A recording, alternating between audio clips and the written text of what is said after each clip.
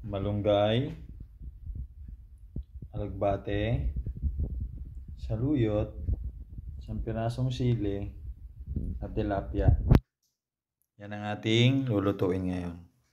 Yo, what's up yon? Nagbabalik ang inyong cooking husband.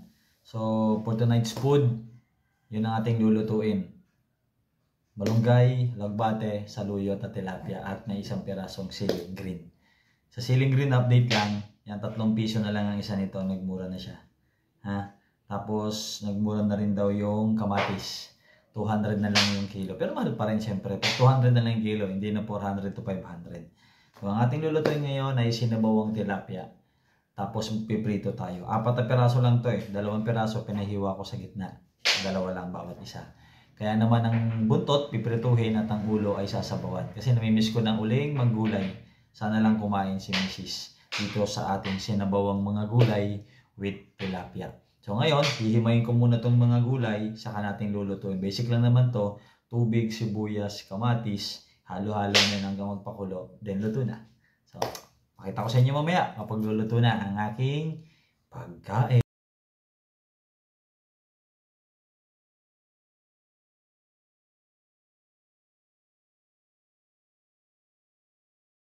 Finish na tayo.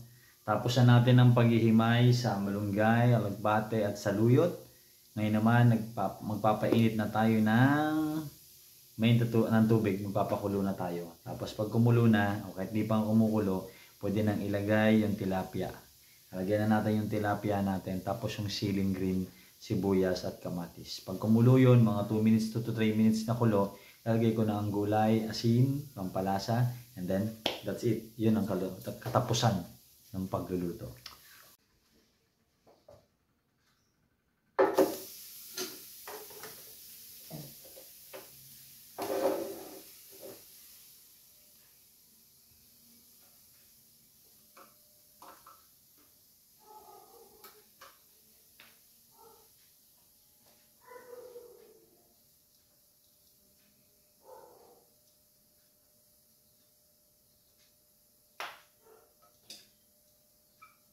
Kasabay ng ating pag-aantay na makulo ito, na kumulo, ang ating pinakulo ang tubig para lagyan itong isda.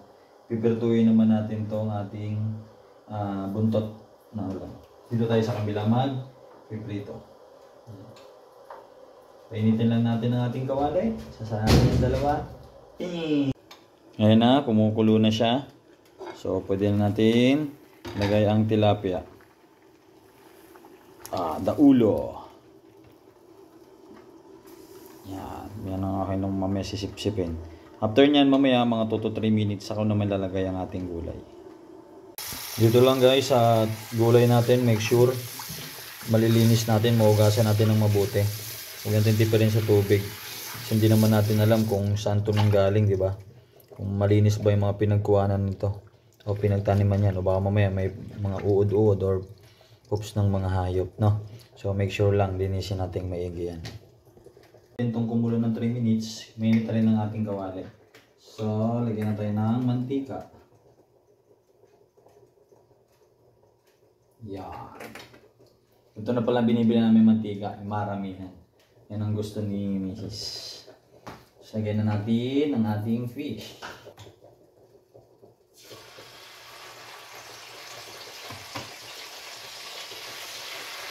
Yan. Yan, pwede natin ilagay ang ating mga gulay. Yan po, luto na yan. Diba? 5 minutes na mahigit eh. Una natin ilalagay ito, saluyot at alagbate. Dami oh.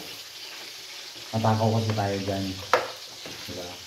Pag ayaw ni Mrs. kumain ito, lahat ako lang kakain ito mamaya. Diba? Next, malunggay. Sana magkasya. Gulay yung may konting isda.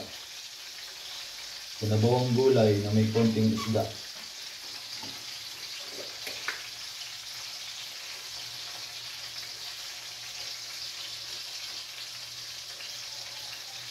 Mamaya pakita ko sa inyo yung finished product na to. Kasabay ng prito. Thank you! Okay na. Ito na yung ating mga niluto. Ito yung prito. Tapos titikman natin ang ating sinabawan. Tikim lang naman sa sabaw. Asin lang kasi nilagay ko dito, tsaka ceiling green.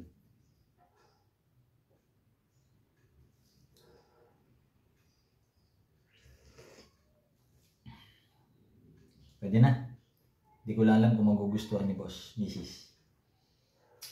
So, yun ang aking pagkain ngayong gabi. Thanks for watching everyone. God bless.